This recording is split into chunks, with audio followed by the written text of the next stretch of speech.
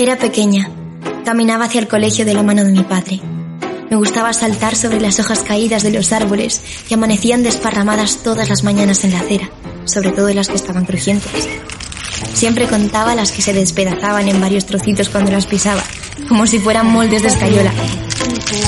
Cuando encontraba más de 50 hojas crujientes al día en el trayecto desde casa hasta la escuela, significaba que estábamos cruzando el ecuador del otoño. Tenía las manos y las mejillas frías. Olía humedad en el ambiente por el rocío que se disipaba según avanzaba la mañana. En el camino siempre parábamos en el mismo semáforo hasta que escuchaba el sonido intermitente que avisaba a los peatones invidentes que podíamos cruzar la calzada. Ese ruido me recordaba a una mezcla entre el piar de un gorrión y el silbido de un niño, más rápido y más estresante cuanto menos tiempo quedaba para cerrarse el disco.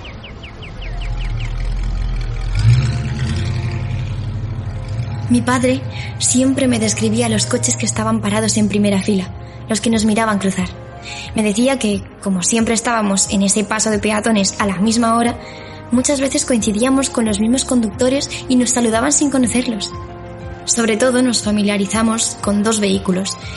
Si no los veíamos a la primera, esperábamos otra vez a que el semáforo parase la circulación, a ver si los encontrábamos en la siguiente ocasión. Mi padre decía que uno de esos coches era grande, un monovolumen, con una pareja joven en los asientos delanteros, 3 niños detrás y un pequeño Yorkshire que asomaba la cabeza por la ventanilla del copiloto y siempre ladraba al vernos.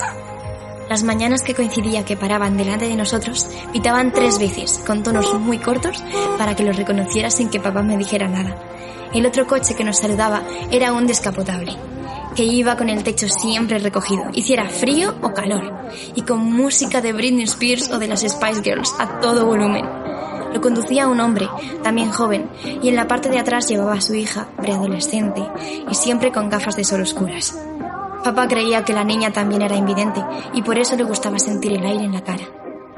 El camino lo decoraban centenares de árboles, firmes, ante el paso de los peatones y los vehículos.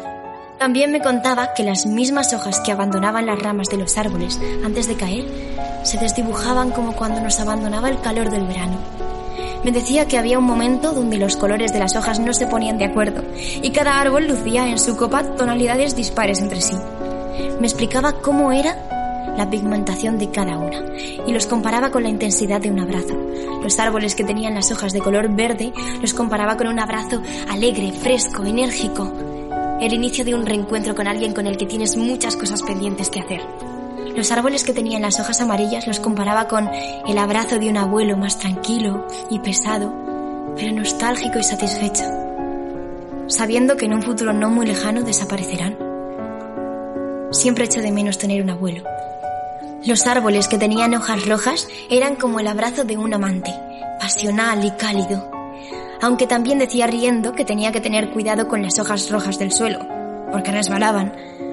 Los árboles sin hojas los asemejaba al abrazo que no quieres dar, frío, triste y no correspondido. Todos los días mi padre me llevaba a la puerta del colegio y me dejaba allí, con mi bastoncito de plástico blanco. El bastón de color rojo era designado para personas ciegas y también sordas.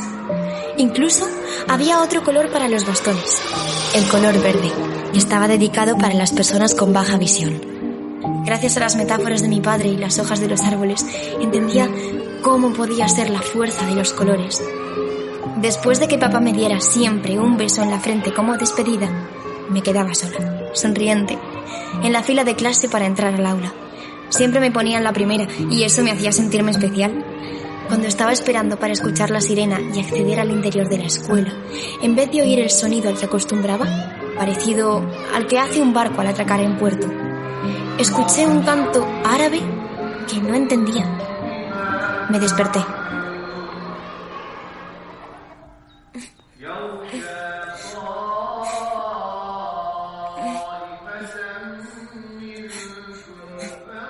La llamada a la oración me sacó de mis sueños. Se escuchaba a través de los altavoces de una mezquita que no debía estar demasiado lejos, y me desvelé. Un canto melódico, sagrado, casi mágico. Me recordaba a una saeta o a un cantaor flamenco. No sé cuánto tiempo pasó, pero había estado durmiendo varias horas. Hubiera querido dormir eternamente, hasta que todo se arreglara, despertar y comprobar que lo que había sucedido era una pesadilla. Estaba tumbada, entumecida, recostada hacia un lado en una habitación que olía a casa cerrada de pueblo.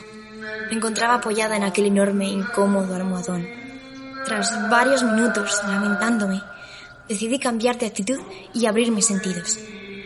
No ganaba nada con llorar por la mala suerte que había tenido. Tomé la decisión de confiar en alguien que no conocía. Ahora solo quedaba luchar por salir viva de allí.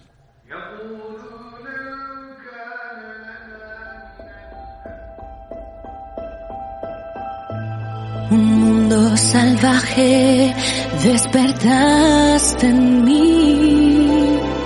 No necesito ver para sentirte de ti. Seré tus ojos. La historia de la periodista invidente que arriesgó su vida por amor. Episodio 3. Lazos de sangre. Apaga la luz y enciende tus sentidos. Seguía sin moverme, pero mis sentidos empezaron a despertarse. Me fijé en todo lo que sucedía en mi entorno. Escuchaba que había una ventana cerrada con un fino cristal, a través de la que percibía algún pájaro revolotear cerca de aquella casa. También sentía un constante sonido de animales que alteraba el silencio de un lugar que se presumía lejos de todo. Comencé a incorporarme y a moverme. Llevaba la misma ropa desde hacía muchas horas, quizá días. Me aferré a mi colgante, un colgante que nunca me había quitado desde que era niña. Siempre que lo agarraba me sentía en casa.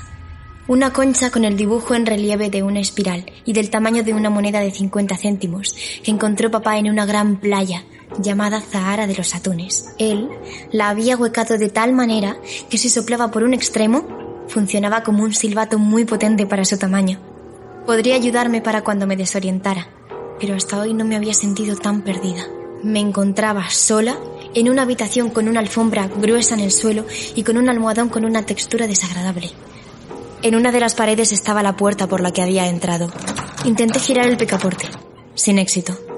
Con la llama de mis dedos pude palpar el ojo de una cerradura. Me habían encerrado desde fuera. Era la primera vez en mi vida que había perdido la noción del tiempo.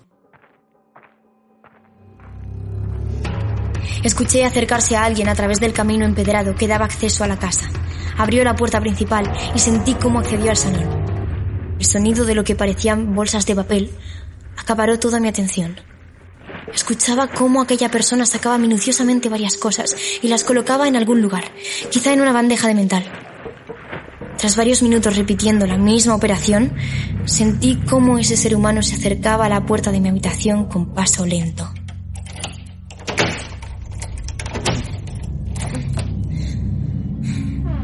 La puerta se abrió despacio. Instintivamente me fui a la esquina donde había estado durmiendo toda la noche. Soy Karima, la esposa de Yusuf. Te he venido a traer algo para almorzar. Debes estar hambrienta. No supe qué responder. Me mantuve en silencio, asustada, expectante. Antes de que preguntes, hablo español, porque aunque soy argelina, mi abuela era de Andalucía y ella me crió.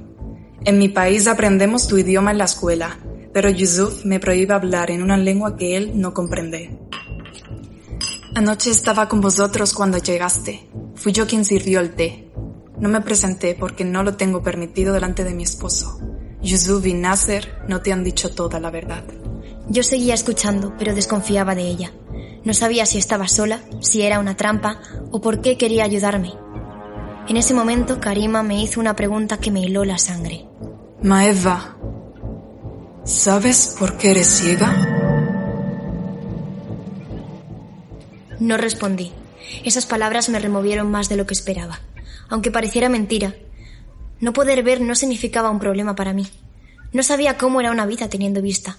Sin embargo, aquella mujer me había hecho sospechar que el motivo de mi ceguera sería por algo que desconocía hasta ese momento. Y no parecía ser bueno. Llevo más de 25 años casada con Yusuf. Mis padres me obligaron. Yusuf no es solo mi marido, es también mi primo. A pesar de no amarle, juntos tuvimos a lo más bonito de mi vida, mi único hijo, Nasser. ¿Nasser es tu hijo? Karima cada vez parecía más decidida a seguir revelándome partes de la historia, de mi historia. Sin embargo, yo seguía paralizada, no quería intervenir para que no se detuviera. Permanecí inmóvil, atenta a cada palabra. Hace mucho tiempo, tu madre no era una buena madre. Se enamoró del médico del hospital, Omar Nazari, con el que trabajaba como enfermera. Tu padre siempre se lamentaba de haberle dado permiso para trabajar. Yo estudié y fui profesora de niños pequeños en Argelia. Hoy en día ya no se nos permite trabajar por culpa de mujeres como tu madre. Omar y tu madre planearon escaparse a otro país. El médico ganaba buen dinero y debía tener conocidos en España. Quería llevaros a tu madre y a ti allí. El error de Omar fue confesar su pecado al imán de la mezquita, que era amigo de Yusuf, y rápidamente le desveló sus planes al que es ahora mi marido. Karima, gracias por compartir conmigo estas palabras. Solo quiero decirte que puedes confiar en mí. Me cuentes lo que me cuentes. Lo sé, Maeva. Sé que puedo confiar en ti, y te cuento esto para que sepas quién eres de verdad. No puedes conocer tu destino si no sabes de dónde procedes. Karima me tomó las dos manos, hizo una pausa y continuó con la historia donde la dejó. Dentro de la Sharia, nuestra ley islámica, la infidelidad de tu madre es lo que llamamos ad, una quebrantación muy grave con pena de lapidación. ¿Sabes qué es la lapidación? Cuando Yusuf se enteró de los planes que tenía tu madre con Omar, quiso vengarse. Entró en cólera y compró ácido. No sé en España, pero aquí es muy fácil y barato conseguirlo. En cuanto llegó a casa, lleno de ira, abrió la puerta y encontró a tu madre amamantándote, justo en esta habitación donde nos encontramos ahora. Aún eras una niña de apenas unos meses de vida. En ese momento, Yusuf estaba tan fuera de sí que no pensó en ti cuando roció el ácido hirviendo directamente al rostro de tu madre.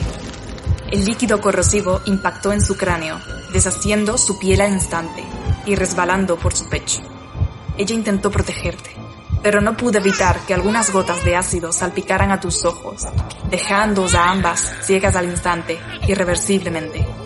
Tu madre quedó tan malherida que Yusuf creía que la había matado. Una vez me confesó que todavía tiene pesadillas con la imagen de tu madre deshaciéndose delante de él, que aún puede oler su piel hirviendo y cómo su cuero cabelludo quedó desprendido de su cabeza y esparcido por el suelo. Se despierta a menudo empapado en sudor y gritando el nombre de tu madre. Yo no estaba preparada para emociones tan fuertes. Imaginaba a mi madre, a la que nunca conocí, en la habitación donde me situaba en este momento, tirada en el suelo, sufriendo, protegiéndome. Había perdido completamente mi identidad. No sabía qué creer, ya no sabía quién era. Maeva, mi hijo es buena persona. Nader es un hombre bueno. Soy madre y ayer pude ver cómo te miraba. Sé que te quiere de verdad. Lo malo es que la presión social de este país con los hombres es muy alta y tienen que seguir las reglas que hay pactadas con las mujeres. Pero en el fondo nos quieren. Vas a ser feliz, de verdad.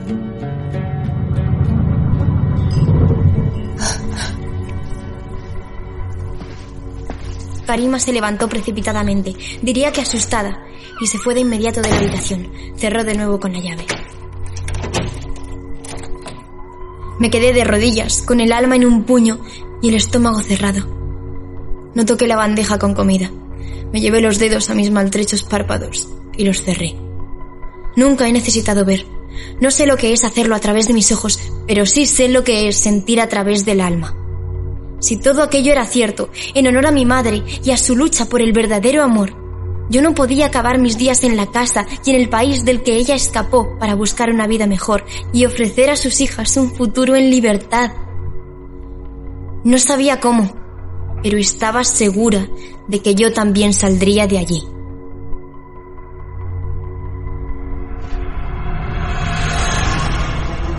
Solo había disfrutado de una bonita historia de amor, solamente una en casi 30 años. No sabía si achacarlo a mi falta de confianza en los demás, a que era muy recelosa de mi independencia, o a que mi invidencia era una limitación insalvable para mis parejas. Fue en la universidad donde me enamoré.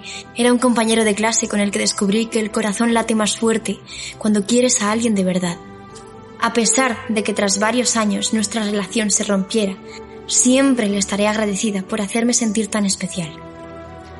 Después intenté subirme a la ola de encontrar el amor a través de las nuevas tecnologías. ¿Qué probabilidad había de encontrar a alguien con quien pasar el resto de mi vida a través de las aplicaciones de Internet? Actualmente sabía de varias personas que se habían enamorado a través de estas aplicaciones y sus relaciones eran estables y duraderas. De hecho, decían que hoy en día casi el 50% de las parejas se habían conocido en Internet. Mi hermana siempre estaba mirando su aplicación para conocer chicos. Había conseguido lo que llamaba ella muchos matches, pero pocas citas satisfactorias. Siempre se quejaba de algo. Hasta que conoció a Sebastián. Él y ella encajaron a la perfección desde el primer minuto. Incluso se casaron en 3 meses.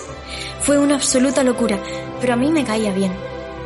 Fátima le describía como alto, atlético, con la cabeza rapada, divertido y muy culto. Cuando bromeaba, ella le llamaba Statham, por el actor Jason Statham. Entiendo que se deberían parecer. Para mí era muy interesante. Me acuerdo que me hablaba en Morse. Yo le respondía soplando el silbato de mi cuello. Lo primero que me enseñó fue decir SOS. 3 silbidos cortos, 3 largos y 3 cortos. Mi excuñado sabía hacer de todo y mi hermana siempre se enfadaba porque no se enteraba de lo que decíamos. Sebastián era buen tipo. El problema es que era demasiado misterioso. Tardó varios meses en decirle a Fátima a qué se dedicaba. Trabajaba en algún departamento de la policía donde tenía que viajar bastante y no dar muchas explicaciones. En menos de 1 año, todo se terminó entre ellos. Pero aún así tuve envidia de mi hermana. Fue solo 1 año, pero el año donde sentí que ella fue la mujer más feliz del mundo. Fati lo echaba de menos, y yo también. Para la gente invidente nunca ha sido fácil bucear en Internet. Al menos estaba más protegida de la dependencia que la gente de mi alrededor tenía al pasar horas y horas pegada a un teléfono. Cuando me enteré de que existía App Blind Love, me dije, ¿por qué no va a ser el momento ahora? ¿Por qué no dar una oportunidad al amor a través de Internet? Solo era un juego, una prueba, un experimento para encontrar el amor para siempre, o al menos 1 año tan bonito como el que pasó mi hermana con aquel policía. Yo buscaba eso, solo ser feliz, 1 año o el tiempo que fuera. Me equivoqué.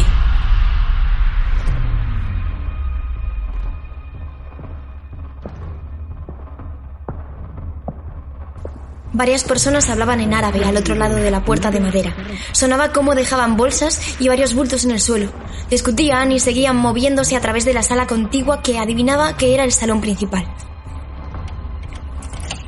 De nuevo, el sonido de una llave que buscaba el ojo de la cerradura. La puerta de la habitación donde permanecía encerrada se abrió otra vez. أعطيها اللباس. أريد أن تتصرف كامرأة من هذه العائلة ومنذ هذه اللحظة امرأة بأتم معنى الكلمة. Maeva, te he traído ropa digna de mujer de Tierra Santa. Cámbiate. Nasser dejó varias prendas sobre mis manos. Intuí al instante de palparlo que era una especie de burka. No me voy a poner eso. Y tengo que ir al baño. Si no te pones esta ropa, no saldrás nunca de esta casa. No voy a ponerme un burka, jamás. Sería la mayor ofensa para la familia. ¿Acaso te quieres parecer a tu madre?